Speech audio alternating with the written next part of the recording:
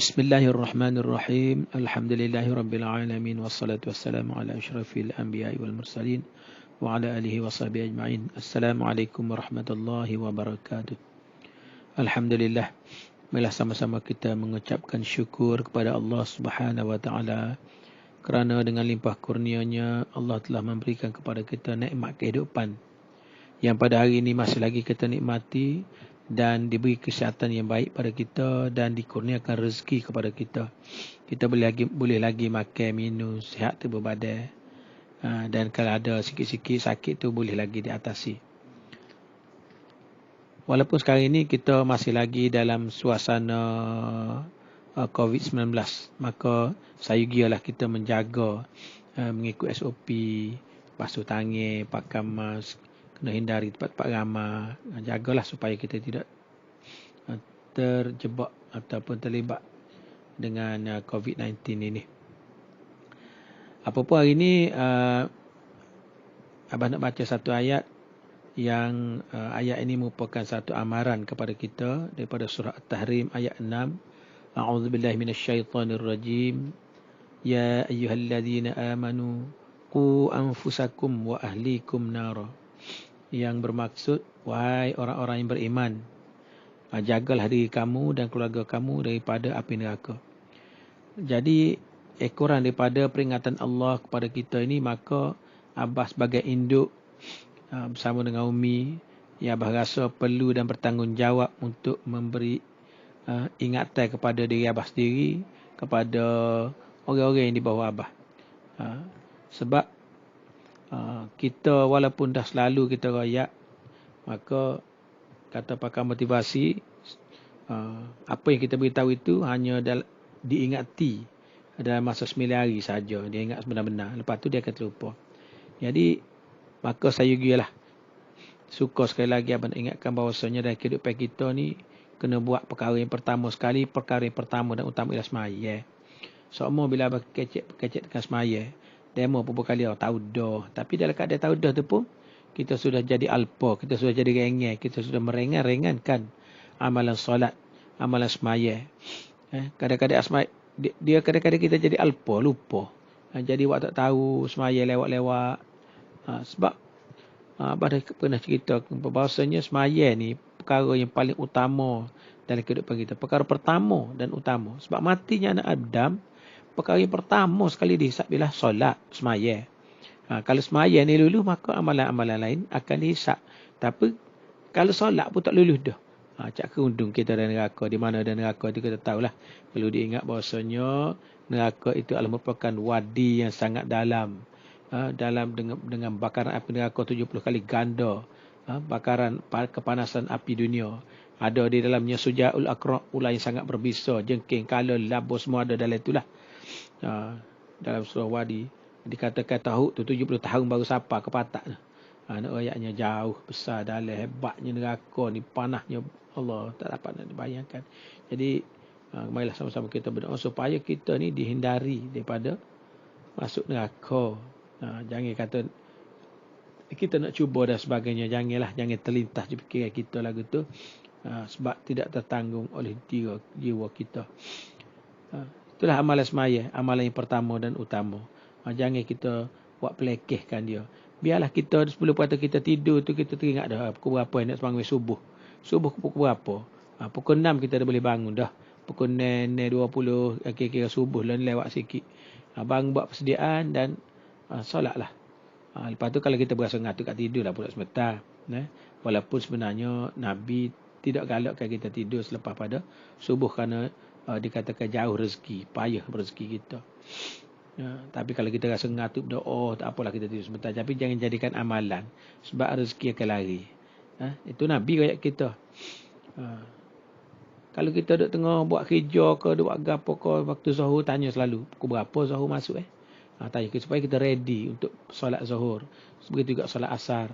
Kita duduk mai gapo pun, kita duduk buat kerja ke gapo sebagainya, kita jangan lupa kepada amalan solat, dan hendaklah ditunaikan pada awal waktu. Tunaikan dengan sebaik mungkin, khusyuk dan sebagainya. Sebab solat ni merupakan tiang kepada agama kita. Jangan kita lupa. Jangan buat pelekeh. Jangan buat perengeh kau semaya. Tolonglah jaga amalan semaya. Sebab daripada semaya inilah dia boleh membentuk peribadi kita. Inna salata tanha 'anil fahsya'i wal munkar. Sesungguhnya semaya itu boleh mencegah kamu daripada perbuatan keji dan mungkar. Pentingnya semaya, hebatnya semaya ni. Jangan kita buat pelekeh, buat perengeh ke amalan semaya. Yang keduanya ialah hendaklah kita sebagai seorang Islam baca Al-Quran. Bacalah Al-Quran. Sebab Al-Quran ini merupakan satu mukjizat. Mukjizat Allah diturun kepada Nabi Muhammad sallallahu alaihi wasallam untuk disampaikan kepada kita. Dan Al-Quran ini jugalah yang akan menjadi teman kepada kita dalam kubur esok. Teman kita dalam kubur, memberi cahaya kepada kita. Nak tahu kubur kita ni sama ada kubur yang terlalu sempit, kubur yang menyeksakan, ataupun kubur yang seluas-luasnya. Jadi kita kena baca Al-Quran ini. Amalan-amalan inilah yang sebenarnya boleh meluaskan kubur kita, menjadi teman kepada kita dalam kubur nanti. Dan Al-Quran ni sebenarnya sebab kata ni mukjizat. Dia turun bulan bulan Ramadan. Kita tengok bila dia turun bulan Ramadan tu sendiri jadi hebat. Dia jadi penghulu segala bulan. Ada kita tengok situ. Hebatnya mukjizat Al-Quran ini. Kemudian dia turun pada malam Lailatul Qadar. Malam Lailatul Qadar itu ada semua ulang tahun setiap tahun malam Lailatul Qadar. Dia upah bagi orang yang jumpa dengan malam Lailatul Qadar ini, ganjarannya ialah 1000 bulan. Itulah hebatnya. Mana dia turun di malam Lailatul Qadar, upahnya ganjarannya 1000 bulan. Itu hebatnya Al-Quran. Kemudian Al-Quran itu juga diturun di bumi Mekah dan juga bumi Madinah. Itu dua-dua bumi ini menjadi bumi yang paling diberkati di dunia. Kita tengok. Siapa-siapa pergi Mekah, dia rasa tenang, dia rasa linang, dia rasa suka. Orang pernah pergi, dia pasal nak pergi pula. Tak percaya, dia tanya siapa-siapa pergi dah Mekah. Lepas pada pergi dah Mekah tu, dia nak pergi pula Mekah. Itulah hebatnya. Ini menunjukkan bahawasanya bumi ini bumi yang sangat diberkati di dunia ni. Bayangkanlah kalau Quran itu turun dalam diri kita, dalam hidup kita, dalam jiwa kita. InsyaAllah kita akan jadi hebat. Kita juga akan jadi hebat, diberkati dan sebagainya. Sebab tu Al-Quran ni ambillah peluang baca sebentar. Ambil baca sebentar. Sebab dia perlembagaan kita, perlembagaan orang Islam. Dia tak boleh lari dah. Islam dengan Al-Quran tak boleh lari dah.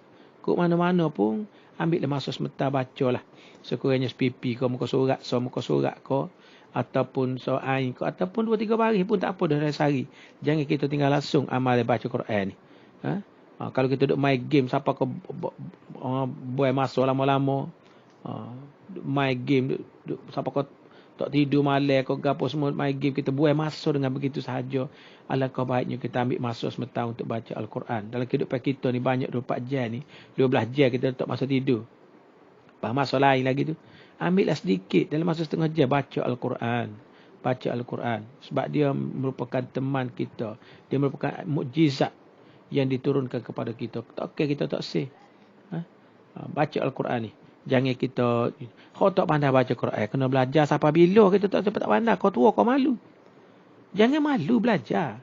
Abah mengaku betul, abah sendiri pun tak nak baca Quran dengan lancar. Tapi cuba. Alhamdulillah sekarang ni adalah bolehlah kita baca agak lancar sikit daripada dulu. Jangan malu. Siapa nak belajar, belajarlah dengan siapa-siapa pun tak kira. Kalau siapa-siapa nak belajar, nak cari tok guru, mari klik di rumah. Tak apa kalau ada apa lah. Kalau duk Kuala Lumpur apa semua, kena cari sendirilah. Cuba ikhtiar cari.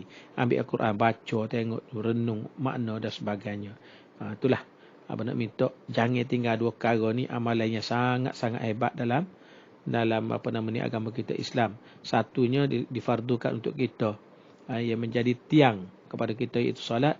Yang keduanya amalan yang sangat dituntut kepada kita, yang sangat-sangat dia tak boleh pisah kepada kita, ialah amalan membaca Al-Quran. Jangan kita paling belakang Quran. Siapa tinggal Quran bermakna dia akan hina. Percayalah. Buatlah kerja lah ke mana pun, dia tak akan puas, dia tidak akan diberkati. Bila tidak diberkati, rezeki pun payah, kita pun berasa, gitulah.